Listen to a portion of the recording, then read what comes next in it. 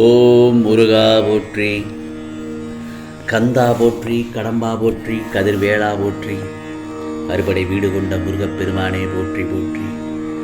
என் செல்ல பிள்ளையே, இதோ உன் வாழ்க்கையில் மிகப்பெரிய மாற்றம் நிகழப்போகிறது. இதை கேட்டதும் ஓம் சரவணபவ என்று சொல். நிச்சயம் உனக்கானது நல்லது நடக்கும். என் செல்ல குழந்தையே, நீ பயப்படக்கூடாது. என் செல்ல பிள்ளைக்கு பயம் என்பதே இருக்கக்கூடாது. இந்த முருகப்பெருமானை மனதில் வைத்திருக்கும் போது உனக்கு எதற்கு பயம்? சோர்வு, கவலை, விரக்தி என உன்னையே ஆக்கிரமித்துக் கொள்ளாமல் பார்த்துக்கொள். ஒவ்வொரு நிமிடமும் பொன் போன்றது. அதை தேவையற்ற எண்ணங்களுக்காக வீணடிக்க வேண்டாம். எல்லோருக்கும் வாழ்க்கையில் சண்டை, சச்சரவுகள், பிரச்சனைகள், கஷ்டங்கள், கவலைகள், தடங்கல்கள், புலம்பல்கள் என எல்லாமே இருக்கத்தான் செய்யும். அவற்றையெல்லாம் நீ பொருட்படுத்தவே கூடாது. சில விஷயங்களை அப்படியே விட்டு விடுவதுதான் உனக்கு நல்லது. நான் சொல்வதை சரிதானே? சில விஷயங்களையே அப்படியே விட்டு விடுவது உனக்கு நல்லது என்று மறுபடியும் உனக்கு ஏன் ஞாபகப்படுத்துகிறேன் என்றால், சில விஷயங்களை நீ மறுபடியும் அதையே நினைத்து நினைத்து உன் மனதை ரணமாக்கி கொண்டிருக்கிறாய். ஆகையால் தான் நான் மறுபடியும் சொல்கிறேன்.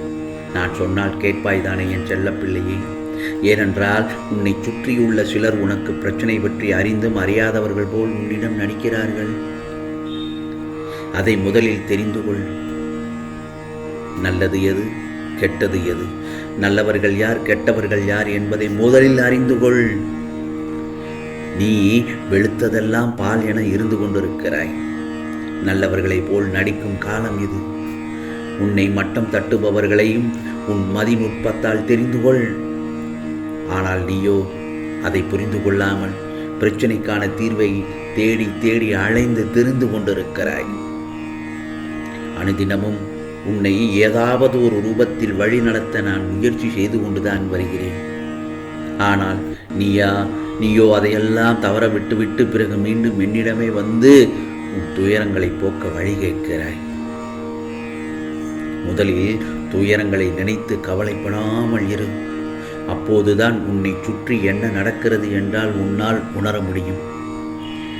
இதை நீ உணர்ந்தால்தானே உன்னை சுற்றியுள்ள பிரச்சனையை சமாளிக்க முடியும். உன்னை சொல்லி குற்றமில்லை. ஏனென்றால் இது காலத்தின் கட்டாயம்.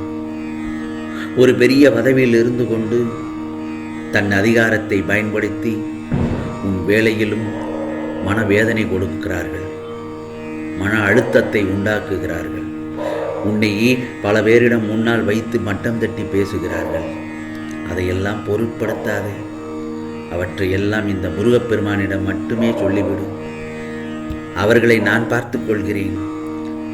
அவர்களை எந்த இடத்தில் எப்படி பதிலடி கொடுக்க வேண்டும் என்பது எனக்கு நன்றாக தெரியும். ஏனென்றால் நீ உன்னுடைய கடமைகளை சரியவன செய்து கொண்டுதானே இருக்கிறாய். அப்படி இருக்கும் பட்சத்தில் உன்னை யாரும் மனம் நோகபடி பேசினாலும் கண்டுகொள்ளாதே. எல்லாம் என் முருகப்பெருமானுக்கு தெரியும். நான் அவரிடம் சரணடைந்து விட்டேன். என்னுடைய பிரச்சனைகளை அவரிடம் சொல்லிவிட்டேன். அவர் என்னை பார்த்து கொள்வார் என்ற தைரியத்தோடு நீ உன்னுடைய கடமைகளை மட்டும் செய்து கொண்டே இரு. அதில் ஒரு துளி அளவு கூட நீ அதிலிருந்து மாற்றம் இருக்கக்கூடாது. உன் இலக்கை நோக்கி போய்கொண்டே இரு.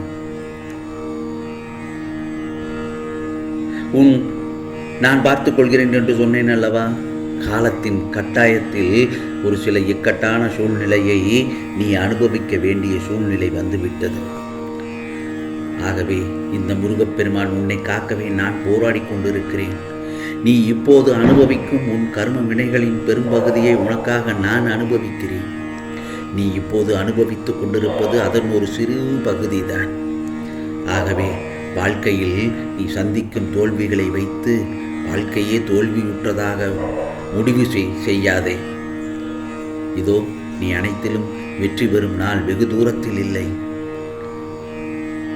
வெகு தூரத்தில் இல்லை என்றுதான் சொல்கிறேன் என்று உன் விரக்தியை முதலில் தூக்கி எறி. அதுதான் உனக்கு முதல் எதிரி. எந்த நேரமும் உன்னை பாதுகாத்து கொண்டுதான் இருக்கிறேன் இந்த முருகப்பெருமான். கலங்க வேண்டாம். ஏனென்றால் இதுவும் கடந்து போகும். இந்த உலகத்தில் எதுவும் நிரந்தரம் இல்லை என்பது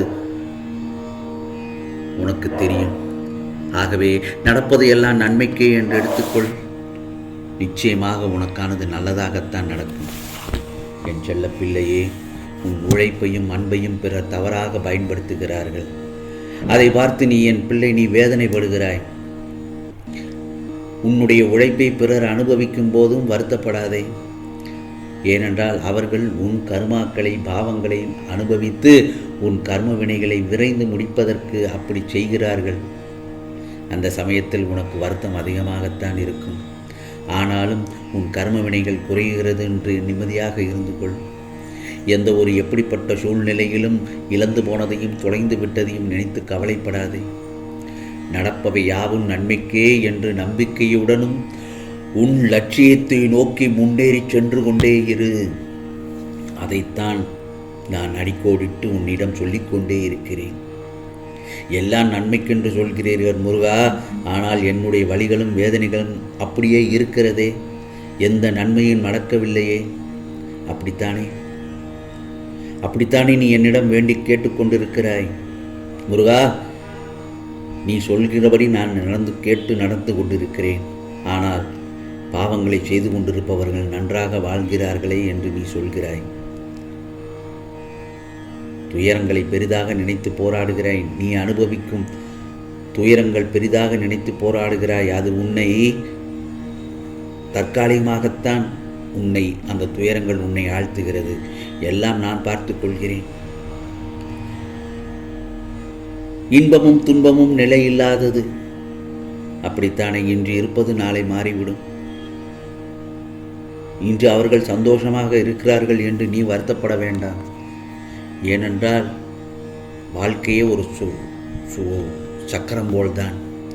இன்று சந்தோஷமாக இருப்பவர்கள் அடுத்த நொடி பொழுதில் என்ன நடக்கும் என்று அவர்களுக்கே தெரியாது. தலைகீழாக மாறும் சூழ்நிலை எல்லோருக்கும் வரத்தான் செய்யும். ஆகையால் நீ இன்று துயரமாக இருக்கின்ற பட்சத்தில் அடுத்து உனக்கு பெரிதாக இன்பம் வருகிறது என்றுதான் அர்த்தம். இன்று நீ துயரத்தை அனுபவித்துக் கொண்டிருக்கிறாய் என்றால் உனக்கு பெரிய இன்பமான வாழ்க்கை அமைய காத்து கொண்டிருக்கிறது என்றுதான் அர்த்தம். ஆகவே கவலைப்படாதே. நிச்சயமாக இந்த முருகப்பெருமான் உன்னிடத்தில் வருவேன். நீ பக்தி செய்தால் என்னிடத்தில் வருவாய், தொண்டு செய்தால் உன்னிடத்தில் நான் வருவேன். ஆகவே இந்த முருகப்பெருமான் நான் என்றும் உன்னை விட்டு விலகுவதும் இல்லை, உன்னை விட்டு எங்கும் போகுவதும் இல்லை. நிச்சயமாக உன் வாழ்க்கையில் நிச்சயமாக நல்லதொரு மிகப்பெரிய மாற்றம் நிகழப்போகிறது.